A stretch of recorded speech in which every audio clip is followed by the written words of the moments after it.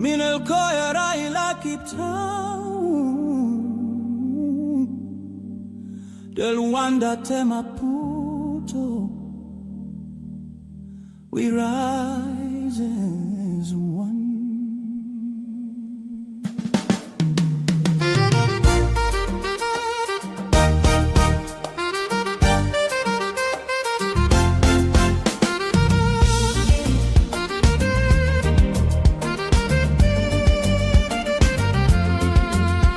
The pharaohs of Egypt to the super eagles flight, the Atlas lions roar with might.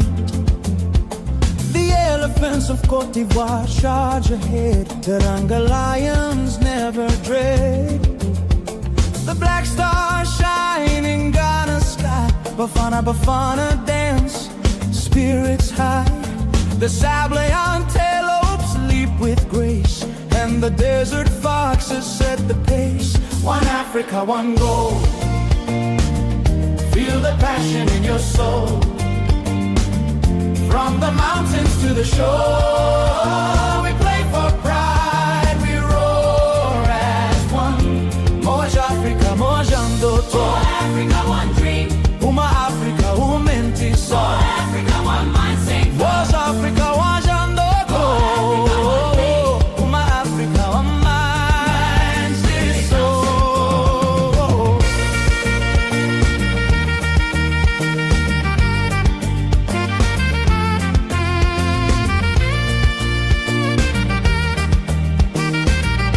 Welcome, 97.3. I am Gabi Ofer. This is Inside AFCON. This is your place for everything going on in Morocco. The 2025 AFCON 6 cities, 9 venues. We're talking about Fes, Casablanca, Marrakesh, Rabat, Tangier. My goodness. Well, the boys have been separated from the men, and so we are the quarterfinal stage of the AFCON ongoing in Morocco. Welcome aboard to that place again. Now, the 8 countries that have qualified to the AFCON, right, have collectively won 22 of those, the AFCON title, with the exception of Mali, who are yet to win the AFCON. I mean, if the Black Stars were there, yeah, we can add to that number. But we'll be previewing the games, the quarterfinal games that will be taking place later tomorrow.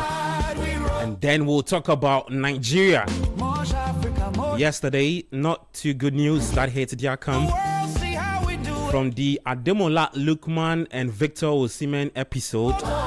They moved on to boycotting training sessions and even boycotting showing up in Rabat for their clash against Algeria.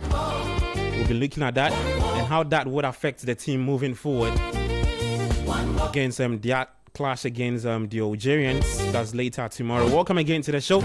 You can share your thoughts to 0539969996 0539969996. I'm Gabi Ofer. You can find me on X, Gabi Milito 7. I've got here Bernard Abeiko Oshaya Jeminta will join us pretty soon, and then we'll get into the conversation. Bernard, you good? I'm a miracle. You good? Actually, God is the greatest. Every day, you know. Every day, God I is the greatest. Don't say this one is enough already. Yes, sir. But now let's get into the talk, right? Yeah. Let's start off with the quarterfinal clash. No, I think we should reserve that for the tail end of the show. Let's start off with Nigeria. Yeah, Nigeria. Look, I don't even know where to start a conversation of, but it happened. I think the last time you guys did justice to the Lookman Osimhen situation. Yeah. So I think we Why, should why talk always about Nigeria? with the bonuses issues, or at the center Them of misbehavior, at the center of all controversies. There's just too much a little, isn't it? Because I feel you can also not argue this way that they've not had good coaches. They've had brilliant coaches, but it's always with the squad and their mannerisms. They seem to behave as if they are Chad. No, Chad is not improving. I mean, Nigeria seem to be behaving like... the Chadians will not be happy to hear you say that. Okay. Because all of these guys are improving. Yeah. All of these guys want to focus on football and want to be strong representatives on the African continent. But for Nigeria, it happens. It's like Nigeria and Ghana. We've all got into 5 finals of this competition. We are in the AFCON, and we've all missed it at a point. And it's like the only thing we have over Nigeria is the number of trophies we have as a country in terms of African, trophies. We've got 4, they've got 3. And if they win, it's tied with Ghana then. Yeah, and they are misbehaving now. Okay. And that's not even, the thing is not ringing in their minds to say, look, when we win it, we are par with Ghana, and that bragging thing comes, level. And Nigeria are misbehaving. Okay, so just hold on for me. I'm sure anybody listening will be asking, what are we talking about? The thing is, so after their clash against Mozambique, right? So after the Victor Osimhen Ademola Lookman episode, then they had to show up for training against their clash against Algeria, right? And then they decide that they're not going to show up because of unpaid bonuses from their 4 games at the AFCON. The World Cup qualifiers, they did same. I mean, that playoff tie against Gabon, they decided not to. And that was settled. So they are calling on the NFF to settle the 4 wins at the AFCON. Now, I asked myself a simple question that I'm sure before the tournament, there were discussions between the players and then the NFF officials that this is what we'll be doing. The simple question I ask is that why did they or have they gone on to say that they are boycotting training sessions? I think it has to do with a lack of trust between the two parties. So the two parties in the sense of the players and then the NFF. I listened to a Nigerian journalist speak, and he says that the players don't want to finish the tournament, go to their various clubs, and then the NFF will not settle the bonuses. And so that's why they have gone on to protest. That's why. So it has to do with a lack of trust between the NFF and then the Nigerian players. The same federation that paid for your flight to transport you to Morocco for the tournament is the same federation you have trust issues with. Is it what the Nigerian players are saying? If you recall, we had a number of problems in their camp. Or we read about, of course, it is that which led to Trostekon leaving the captaincy, that's retiring from the national team, isn't it? And Nigeria, and you see, it's if you are fortunate and cluster of stars in your setup as a country, there've been examples repeatedly. If you misbehave on this African continent, that you are not going anywhere. It has happened to Ivory Coast. How long it took them, to win the African Cup of Nations in recent time. Okay, and it's a shame actually, because Ghana, we've been in the same situation before at the World Cup in Brazil. 2014. Where we played in Brasilia, we played in some of the capitals we played in. But I recall Brasilia was Spa. Look, we sent money by flight to our players. We became I'm choosing my words carefully so I don't say things that will be. Well, it wasn't for the optics. It wasn't the right thing to do. Fly money and it wasn't the right thing to do. Now I see I'll put up a story on citisportsonline.com. Should we allow y'all to explain that? Yeah, maybe. About the Nigerian the bonuses issue. Money situation. Okay, so what's the current state? Because we saw that story from what are they saying?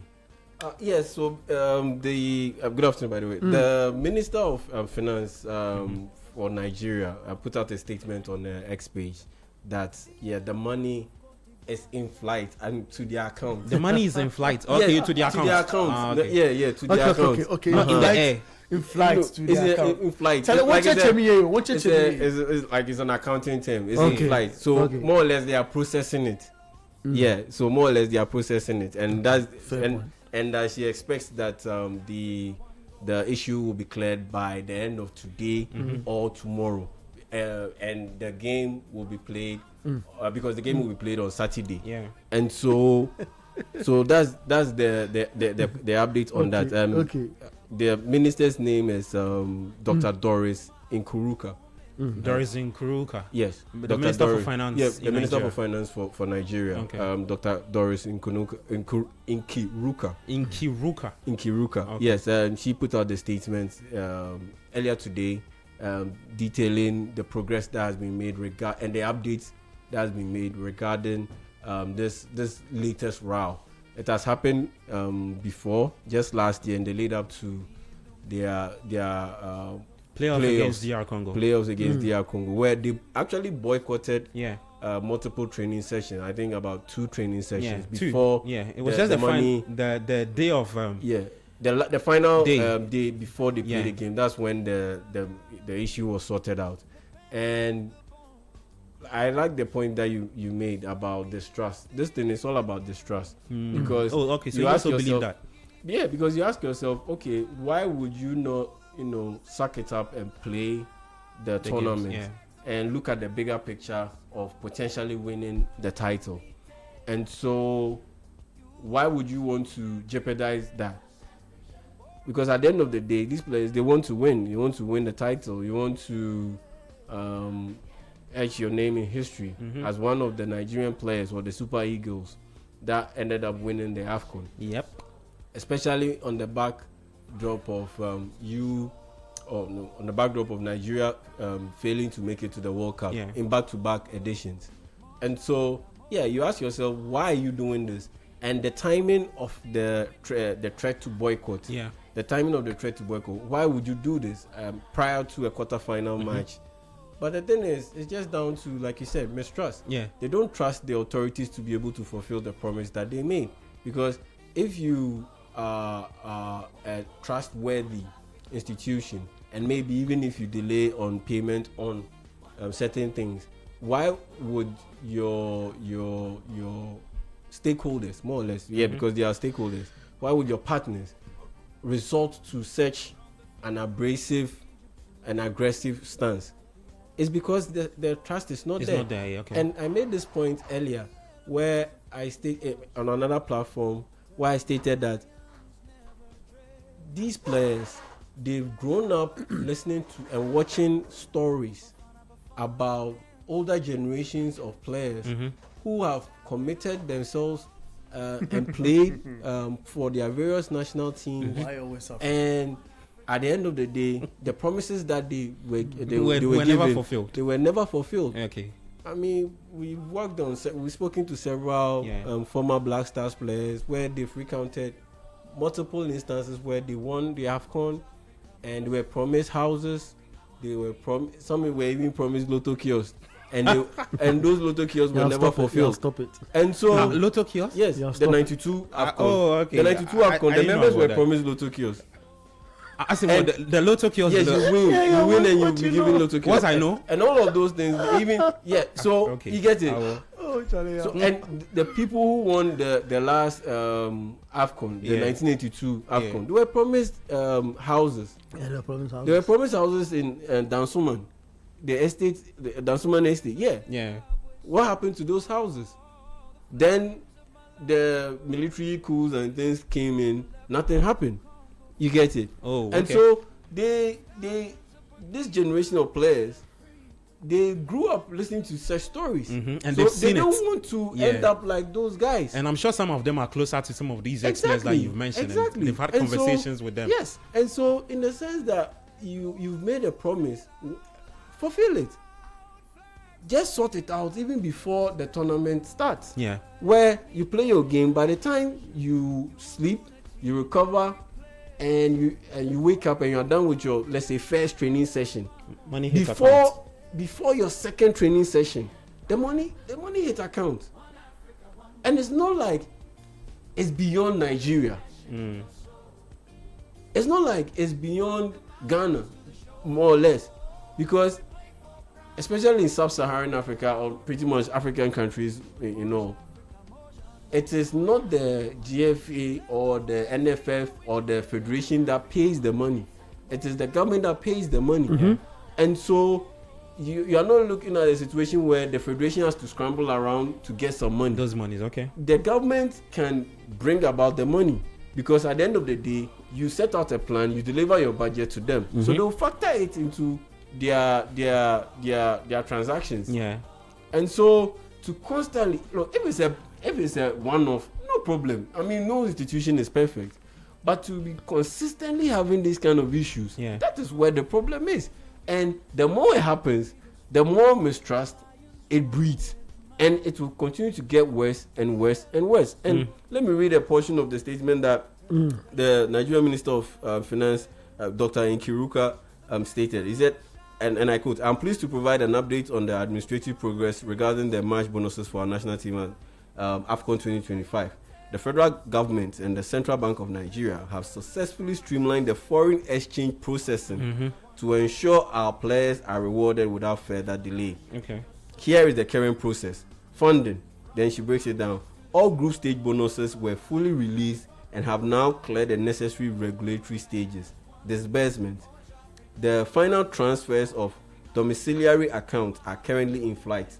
Players can expect these funds to reflect starting today or tomorrow." Today as in January 8th or tomorrow. We know that processes take time. But are you telling me that the process took so long that they've played their group stage games, they are done? They've played a round of 16 stage game and are about to play the quarterfinal, and not even one game bonus. The bonus for one game has been cleared yet. You see, it brings about mistrust. And that's why they'll have to go to this extent of threatening to boycott training before taking on Algeria in a quarterfinal game at the AFCON. Yeah. It is the worst kind of preparation you can give to your team. And yesterday I was here with Ben and we discussed we did a quick preview of the games, the quarterfinal games. Oh, and I was so confident about Nigeria beating Algeria. No, you're not. When I look at this issue and I look at the whole internal combustible situation involving Victor Osimhen, I just ask myself, am I really, really sure that this is the team I want to pick as the favorite to win that particular game? Right now, I'm questioning my decision. Because... No, but to be fair, right? Okay. So the last time they did something similar like this, so boycotting training sessions, was the World Cup qualifiers. They went on to lose. They got eliminated 4-3 on penalties. If you ask me my stance on the Nigerian team, their chances of going past Algeria, I think if we take out the Osimhen Ademola episode and now this, I still think that they've still been very good at the tournament. Oh yeah. When I say very good, and that's why it makes it very frustrating to see all these things happening. Like it's self-implosion. Yeah. When I say very good, right? The last AFCON in Cote d'Ivoire, a lot of people actually commended them for presenting a team that was very compact, very good at defense. But this team under Eric Shell is the opposite of what we saw at the last AFCON. Defensively, they are not the best. I think if you look at the tournaments, where we've got into all the teams, everybody who's at the tournament now, I think Nigeria are the only team that have scored a lot of goals. Yeah. And so they're actually the opposite. But now, I don't know if what happened to them at their clash against DR Congo would happen again. Because it's now two different episodes. Yeah.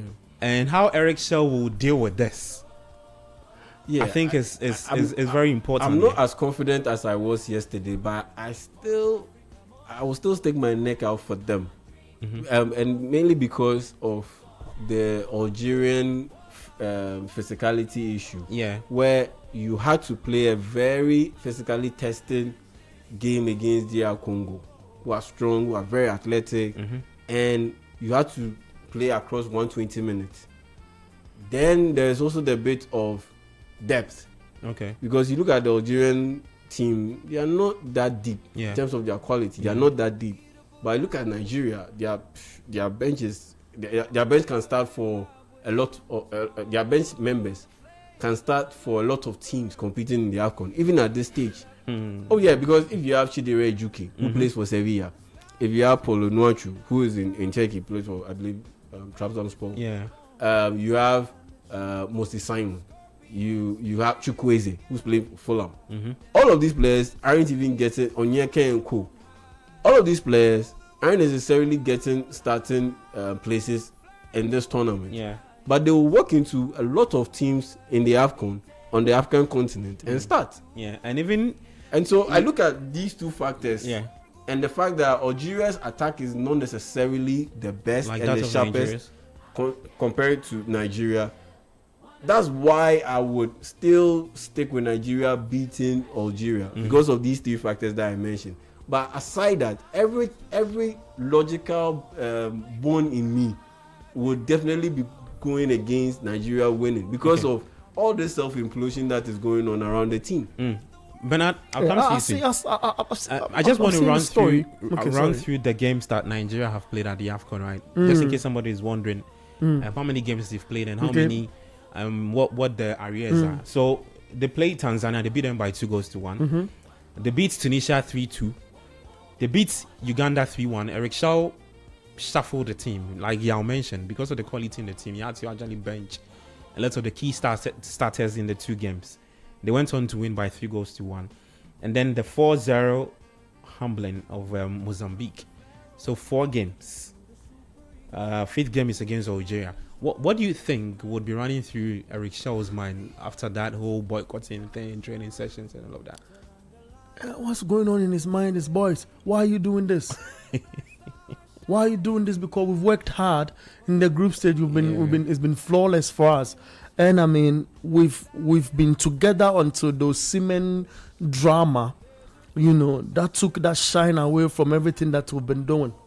And he's surprised because I'm thinking for him now. I feel he's surprised because this is one of the standout ties in this competition. But he saw that in the DR That's Nigeria, Algeria. Yeah, but would he be surprised more? Because he saw that in the same thing with en route to the DR Congo game. Yeah. He was the same coach. Yeah, he was the same coach. Yeah. But this is a critical stage because, look, you are getting much closer to a 4th AFCON trophy with players who've had back-to-back, awards as the best players on the continent. And the same players who should live by example are the same players who are misbehaving by example. And it's quite surprising, the manner in which Nigeria are pulling this out. You look at the records, Nigeria have netted 12 times. At this competition? Yeah. Okay, so they've scored 12 goals. Absolutely. And they've conceded? The conceding rate, I have to check that one also for you. When I do the mass, the mass and all. So they conceded against Tanzania. I think we can do it together. Okay. They conceded against Tunisia, 2 goals. Tanzania 1, so 3. Yeah. They conceded against Uganda, so 4 goals. So they've conceded 4, yeah. 4. So they scored 12. Yeah. And conceded 4. And the number of goals scored is a better advantage when you compare them to Algeria because Algeria have done 8. Okay. Get it? And it's flawless. Algeria, recall, struggled to beat DR Congo. Did Nigeria struggle? No. The competition presents itself in a fashion where you meet teams who've worked hard also from a certain space to meet you up where you are in that stage of the competition. I feel Nigeria should know more. And sometimes players are players. They also feel this is the right moment to behave like that. Then they get the central bank in Nigeria to react. Then they get the finance minister in Nigeria to react. Then they get Bola to react because they know that we've been performing awesomely. The whole world is going to agree with us. If we decide to boycott this training, that's our trump card. And they've done it in a great fashion. But my point is, there's a 4th AFCON at stake. There's a time where your last AFCON, you go to the finals. Yeah, I'm saying 5 finals. Yeah, I get it. You get it. That Nigeria have gone through that they've lost, and this is the time for Nigeria to keep a cool head. When you win, there's bigger money. That you can. The players say when they win and they go back, they don't get your money. So we are protesting now. So the argument you are making, right? Yes, and that's the whole point of the mistrust bit coming in. Yeah. I mean, it's a similar trait with Ghana and Nigeria. But my point is that, like you rightly indicate, it's the government that's paying. I see I'm buying the car. What that? I think with the Super Falcons, right, guys? I don't know. Maybe I stand to be corrected though. When they won the AFCON, I think the NFF were also owing them bonuses.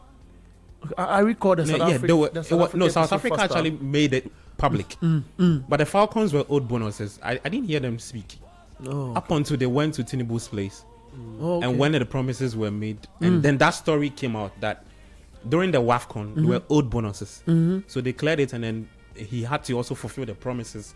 I think they gave them houses or something like that. Yes. The houses that were given and the lands that were given to the men. The men. Yeah, just similar thing before this AFCON. Yeah. The same would be replicated to the women, the women's football team. That's the Super Falcons. Yeah.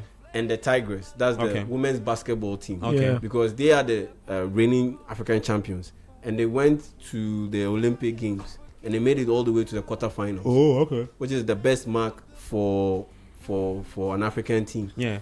And so all of these achievements and results, and them that promise, those benefits. And so the authorities, when they visited the Super Eagles and they handed them the certificate for the houses and the lands, said that the same will be replicated to the Super Falcons and the Super Eagles and the Tigers. The Tigers. Now that yes, we are heading towards the women's AFCON, this year's women's AFCON in March. Yes, it looks very likely that once they convene and they are about to go for the tournament, the same will be done for them. Okay. But are you finished on that point? Look. Nigeria has gotten two of the greatest attacking minded players on the continent. One is a former, in fact two. So Ademola and his brother all have won African best players. Are they saying they are brothers? That's what the story says. Well, let's put it in my show. And they have to play together. Yeah. Is Victor still in camp? Yeah. Yeah, he's still in camp. Are they going to play together? They will. Eric Shaw will start them. See? We'll see. No, they will play. Who now, if you are the coach, are you starting them? Yeah, you start them. Me, I'll start them. You're going to start them? Yes, I'll start Ademola and I'll start Victor again. It depends. It will depend on the conversation that has gone on between then and now. Yeah. So or before the game. Then because again, when I listened to there was one Nigerian journalist who's in Morocco, and he spoke about the situation. He says that they've had in-house conversations, and then the two players have agreed that they have to play for the country, and they've understood that nobody's bigger than the Nigerian national team. I mean, it's one thing to say, and it's another thing to go on the pitch and show that there's no friction between the two of you. Because if there's friction, look, it will show on the pitch. We've seen it with footballers. Benzema and Giroud. Yeah, Giroud. And no, there was Benzema and somebody also in Madrid. Before Giroud, yeah. In Madrid. Had a similar issue. The player gets the ball, he doesn't pass to Benzema. Even with our national team, maybe I've gone too far. Even with the Black Stars, we've seen it. If there is friction and there's a player who is in a more favorite position, he's not going to pass the ball. Yeah, because there's friction. William and so, I mean, if I'm a Rochelle, would I? Would you play? If I'm a Rochelle, yes, I'll drop him. Who are you dropping? Of course, I'll drop Osimhen. I mean, Ademola Lookman didn't do anything wrong. Okay, he didn't do anything wrong. Punishing Osimhen. Yes, he didn't do anything wrong, and I'll punish Osimhen because yes, you have every right to get angry in the game. He's an intense personality. He's a very competitive guy, and I love those things about him. And if you get upset in the heat of the moment, no problem. But where I have a problem, if I'm a Rochelle and I would have a problem, is that one, you had the incident, then you gave up on the team, so you started walking around nonchalant, you weren't participating in what was going on in the action. Then you wanted to come off And okay, ideally, if I'm a shell, I wouldn't watch a picture Kwakofi put on YouTube. That's an update. But these things they are just made up. That's what I'm saying. Yeah, you can post for a picture. It's one thing to have a conversation. You can post for a picture. It doesn't mean much. Yeah. But they're all smiling. They're all smiling. My point. I mean, it doesn't mean much. Guys, go to YouTube now on Citi Sports GHA and watch it. So you have a situation where you get taken off around even before the 70th minute mark, and you have about 20 good minutes to cool off on the bench. You didn't cool off. After the team won, there was a huddle. You didn't join the huddle. You walk straight into the past journalists in the mix zone, and you go into the team bus. Yeah. That one, you've overstepped the lines. And say that you want to go back to Turkey. Yeah. Reportedly, forget about that bit. That one is reportedly. But what we've seen on he's able to do that as well. What we've seen on video on social media, those ones is not reportedly. He did it. It was captured live. Yeah, he did it. So in that situation, you've overstepped your boundaries. You've crossed the line. But some people, you've embarrassed your teammates. You've embarrassed your team. You've disrespected the coach. Okay. So in that sense. Yeah, you need to be punished. Someone can question like, okay, why are you doing that? The timing. You can question the timing of, let's say, a possible punishment. But you ask yourself, okay, if you don't punish him, what are the consequences? Because if you don't punish him, another player could also do same. Yeah. And it could go on and on and on. And the next thing you know, you have a house that just burns to the ground. Yeah. You know why I'm coming back. You know why I'm not surprised with Yao's decision to bench Osimhen? Because you know this thing with Osimhen, right? It's been there. Yao and I have had conversations about what we've seen with Osimhen. That every time he's throwing tantrums on the pitch, even at clubs, he does it. Yeah. When you watch him at Napoli, he was doing it. He was doing it. But then I thought that this is a striker who is obsessed with winning. Okay. So I thought it was just a one-off thing. And then he did it again in Nigeria's World Cup qualifiers against Zimbabwe. Yes. When even they played AFCON, he did 1-0, yeah. Even at this AFCON, he's done it. And we've seen it over and first over. game against Tanzania. He did it. He got substituted and he was angry. Yeah. He delivered a very angry reaction. So I think I agree if you are not going to bench him, you are going to bench him. But no, it's becoming a bit too much. No. What is the bone of contention or what have you? Look, Osimhen was just saying, I'm in a good position. Pass the ball to me and let me score. No problem with that. But you don't go overboard by not joining the team huddle. You go off into the team bus. You want to be substituted. That's a bit too much. The initial brought the reaction, isn't it? And yes, you vented. So that's it. It ends there. Did you watch it? I'm a chemistry student, right? You know, in one of the sessions or in one of the books, Newton talks about actions and reactions being equal but in opposite direction. Okay. What's that supposed to mean? It's one of Newton's. So there was an action where Osimhen indicates he was free, and Lookman should have just given him a pass, and then he scored. You know, Osimhen's thinking. That's where the reaction comes. He's a striker. No. In his thinking, he feels he's already on a brace. Yeah. He gives him the ball. He scores. That's hat-trick. Then national team goals increases. And the tournaments, his goals to increases. Yeah. So he's then thinking that, okay, then my reaction is, yo, man, don't try this. Why are you failing to give me the ball to score? That's fair. But maybe how he expresses it. Yeah. It's the problem. And then acting nonchalant and not caring about what is going on after the pitch and walking off. It's another. Listen, I agree. I'm just trying to play the devil's advocate a little here. You know, then he gets obstructed because everybody looks at him in a certain manner. Go like, "Are you nothing happening? Why you Jacob?" Then he goes like, "But why is everyone looking at me strangely?" Because I feel. It's for the team. I want to do one for the team, man. I want to do one for myself. And there's nothing wrong with that. Okay. Then it's like, no, just sub me. Get me off. And then he goes, he's still angry. The coach is not attended to him yet. There's nobody. He feels isolated.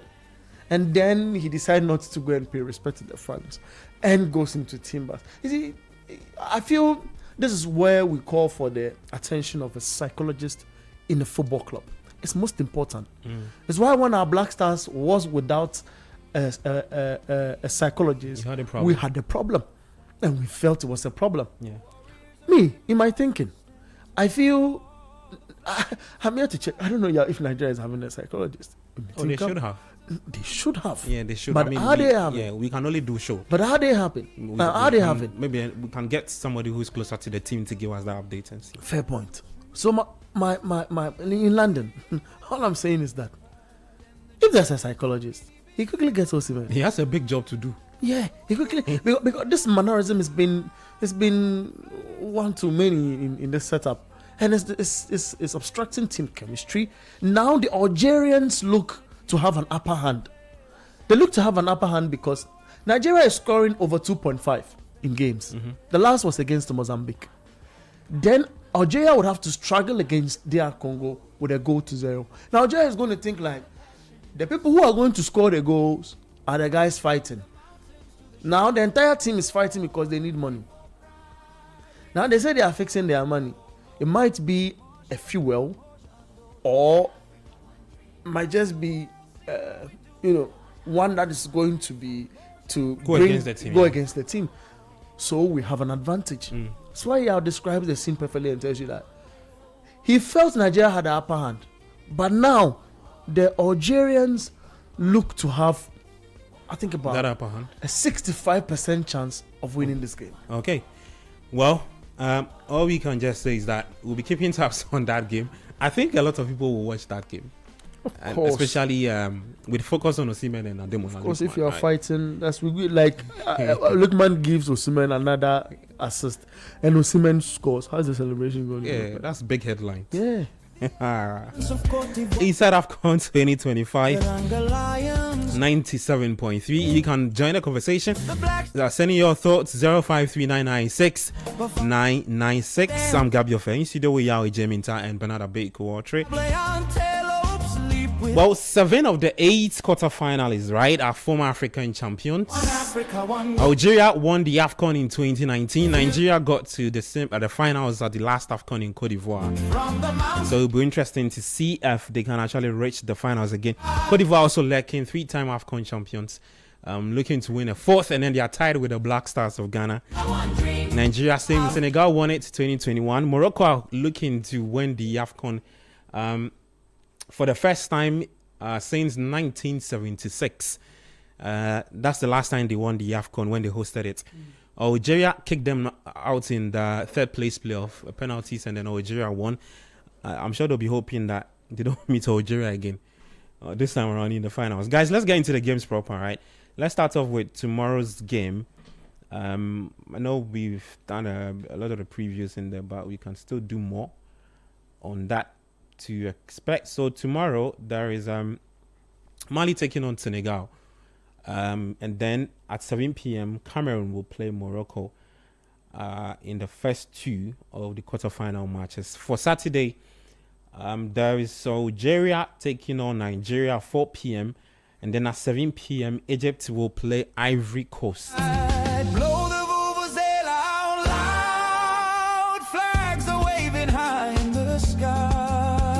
So let's see the teams that will progress to the semi-finals of the AFCON. Guys, before we get into the predictions, right, I want us to talk about this. I've realized something at the AFCON, especially when we got to the round of 16 stages. Let me start off with you, Bernard. That has to do with spectatorship. I realized that it's an improvement on what we saw in the group stage. I don't know if you've seen that. I've seen that. Has it got to do with the teams, the pedigree of the countries that have progressed to that stage, or you think, and that has contributed to more people now trooping into Morocco to go watch? I agree with you 100%. The games. I agree with you 100%. Look, we are talking about Cameroon, a 5-time winner. Let's talk about Nigeria, a 3-time winner. We're talking about Egypt, 7 times winner. Nigeria 2-3. Nigeria 2-3. So that's 22 continental titles. Only Mali will win now. Yeah. So it tells you that this is a gathering of stars. And so that means that everybody's pick one way or the other. Like I'm talking about the big countries to reach the latter stages of the tournament has come to fruition. Yeah, because the book has actually tipped Egypt to go far, Nigeria to go far. I like that point you built. Yeah, Cote d'Ivoire to go far, Senegal to go. They are there. Who again? Nigeria to reach there. So all the countries are Senegal are there. Yeah, so these guys were put in pots prior to splitting them up to get into groups in this stage of the competition. All the guys in pot 1 are here, and 2 guys from pot 2. This is assembling of champions. I see. Yeah, this assembling of champions, because you look. That's interesting. You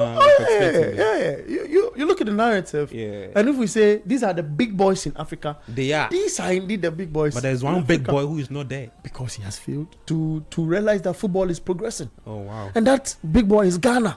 I didn't say mention anybody's name. No, it's clear. It's written. It's written on the walls in a permanent marker. It's there. But that big boy will be somewhere later in June. That's the World Cup. And one of the big boys at the AFCON will not be there. Superstar. Yes. Where we can get to the final of a tournament is the AFCON. Yeah. Not the World Cup. I'm not saying it's impossible. It is possible. But for how we've run our game, but for how we fail to see the Black Stars as our national identity, to make sure we build this national team to be the resemblance of the junior national teams. We have failed to do the right things. It is until this minister's time. We don't even know the structure in terms of breakdown. And I won't blame the FA. You know why I won't blame the FA? Breakdown of what? The breakdown of monies that goes into hoteling, flights, okay, what flights category we are in, and all of those details. It's okay. Let's reserve that. It's like I'm digressing. Fantastic for panorama. Let's take to the 8 countries. So my point is, these are the big boys of. Do you think Mochepe will be happy to see that the top countries? No, he's not. He's not happy, especially because South Africa is not. No, he knows South Africa are not. South Africa has gotten a big coach. Yeah, they have. I listened to him speak. I don't know if when they arrived in South Africa or maybe you can correct me. I listened to him speak. I don't know if it's a recent interview or it's after they kicked them out.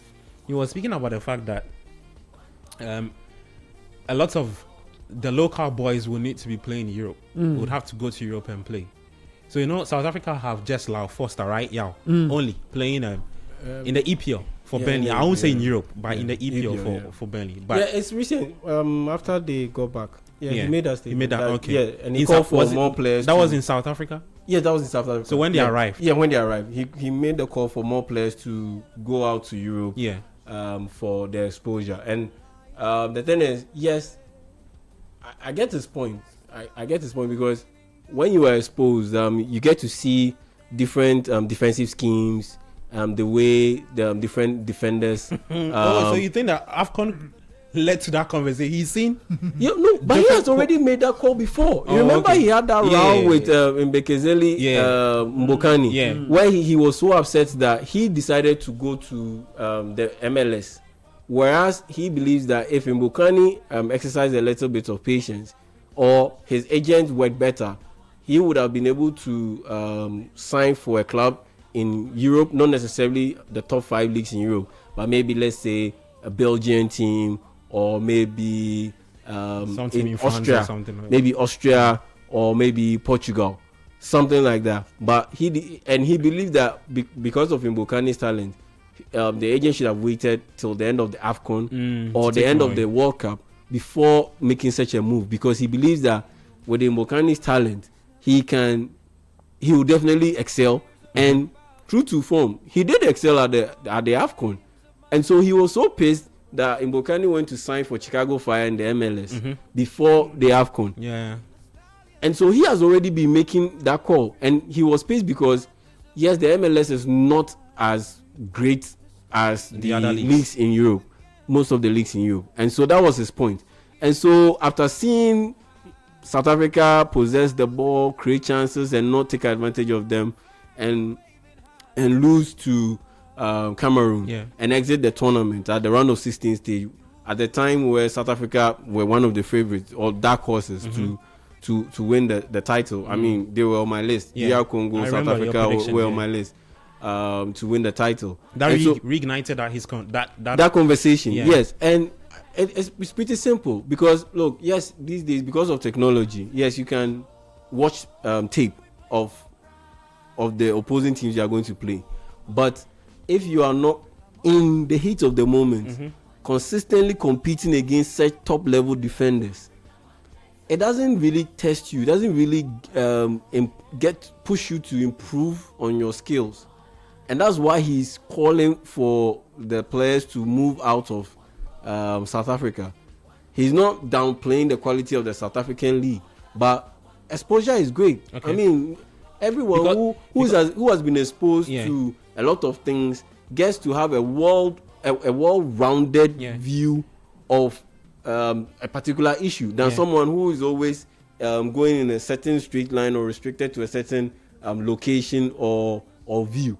So that's where he is coming from, and I support it because at the end of the day, if you are playing in, let's say, any of these top European leagues, it's very competitive. So the competition pushes you to be better. Yeah. And on top of that, they employ some of the sharpest minds in the world when it comes to football and the sport. And so they come up with different schemes that will test your intelligence, that will test your ability to be able to improve yourself, to improve and rise to the occasion.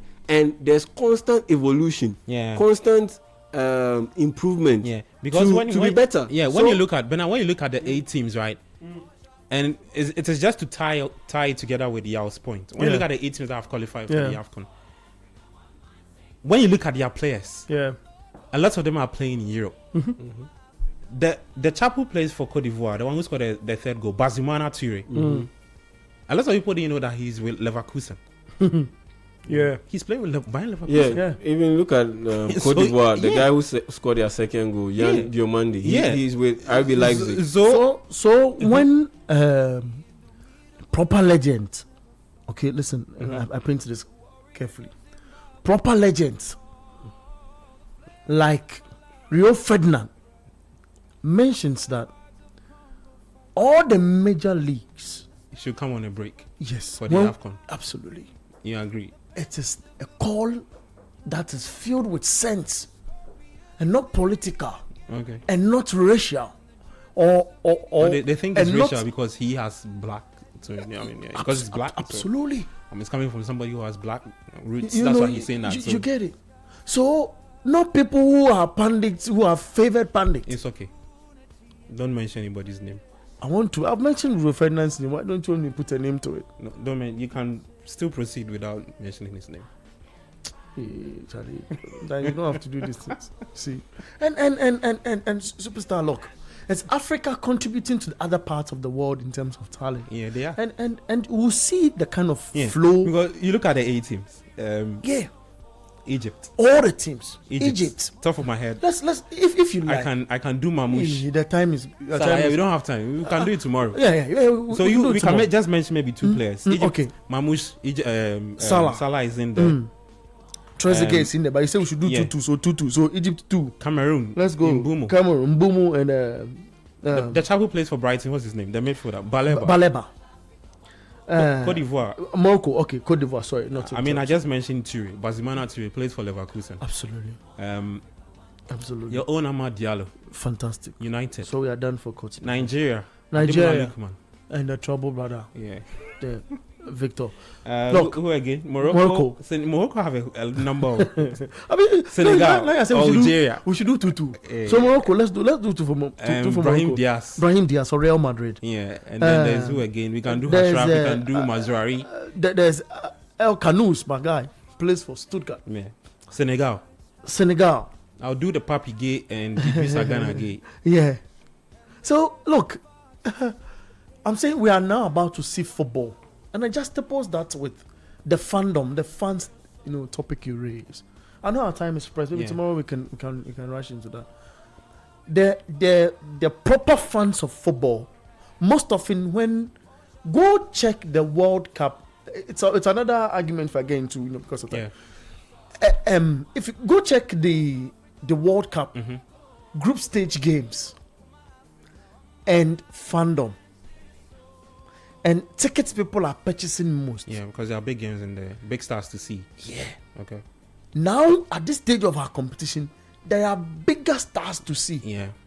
So the tournament grows with the competitive nature of the fixture list that pants or that's gathered at a point, or that's finds itself at what material point in time. Yeah. So I feel we've not. So you think at the group stage we didn't have top games like what we are seeing, because at the group stage, top of my head, we saw what Benin playing. Nigeria, yeah, I mean, no disrespect to some teams. No though, disrespect. Sometimes disrespect. Let them go and sit up and come. Let them go and sit up and come. Like Ghana, Comoros, Ghana, Chad. No, those countries. Ghana, Chad is like Nigeria, Mozambique. We have to beat Chad 8-0. See. So fixtures of that nature, everyone knows, this one Ghana is going to win. It's going to be a pressing game. Ghana is going to stay high. There's going to be a lot of counting. Ghana is going to use the pyramid formation. The pyramid formation started in the 18th. When football started and we were uncovering systems of play formation and those things. Okay. Pyramid formation. Let's use 3-2-5. Yeah, let's use you finish up. So more of the offensive players in the area. So a game like Nigeria, Mozambique, you see a lot of attack. You see about 5 players at a point in the attacking area of Mozambique. Now, I look at a fixture like give me a fixture in the quarter. Mali, Senegal. Mali, Senegal. I don't trust Mali. Yeah, give me another one. Cameroon, Morocco. Against the host nation. Cameroon dare not throw 5 men in the half of Morocco. Yeah, because they are aware of the attack. When they break, the counter press will be crazy. Yeah. And they cannot absorb it. Okay. So for me now, people are the gathering of champions is has led to. Yeah, it's in the home. So we are now going to see something interesting. All right, let's get into the numbers proper. So starting off with you, Mali, Senegal. Who is winning? Senegal to win by how many goals? The AFCON producing goals between big boys. I think we're going to see 2-1. 2-1 is fine. It's worth mentioning that Mali actually yet to win in regulation time at the AFCON. It's all 1-1, goalless and all of that. Yeah. It's just a penalty. So Senegal to win. Senegal to win. Yeah, you do Cameroon, Morocco. Morocco win. Hey. Morocco to the same. Morocco, Cameroon. Yeah, Morocco. Wow. I mean, Cameroon have been shown by what 1 goal 2-0. Wow. I think I'll go with a 2-0 win. Cameroon haven't necessarily shown enough discipline defensively, especially when they played 1-1 with Ivory Coast against that's Mbumo Ahmad. Yeah, but that's the group stage, and they are playing against Morocco, who have a different style, a different system, and they are very organized. I mean, their level of organization got them to the semi-finals of the 2022 World Cup, and now they have even improved defensively. Looking at the experience gathered by the likes of Nayaf Aguerd playing for West Ham and all, moving over to France, and their improved quality that Ashraf Hakimi has shown, Mazraoui, all of these guys have shown. So yeah, Morocco too. Organization-wise, defensively, they are on top, and you look at the fact that it's a fixture I honestly don't want to go into. You look at the fact that they were playing against a team that defensively they haven't shown enough discipline, particularly when they are playing the high line. And so I'll go with Morocco win over Cameroon. Okay. Hey. You want to ask me the same question? No. Okay, fair. Let's do Algeria, Nigeria. Algeria goes through. Algeria goes through. Algeria goes through, bro. Because Nigeria's what? Bro, because of Nigeria's. The AFCON at this stage is not a fashion show. Nigeria love fashion at the AFCON. Yendresinko competition. That's what they are masters it's okay, in. I disagree. Fair point. The numbers. But Nigeria win for me. Just like I disagree with the Cameroon. Yeah, don't worry. Tomorrow we'll play this for you. Fair. The final game will be Egypt, Ivory Coast. Ivory Coast win. For you, Ivory Coast win. Defending champions carrying on. I agree, yeah. Same? I agree. Egypt win for me.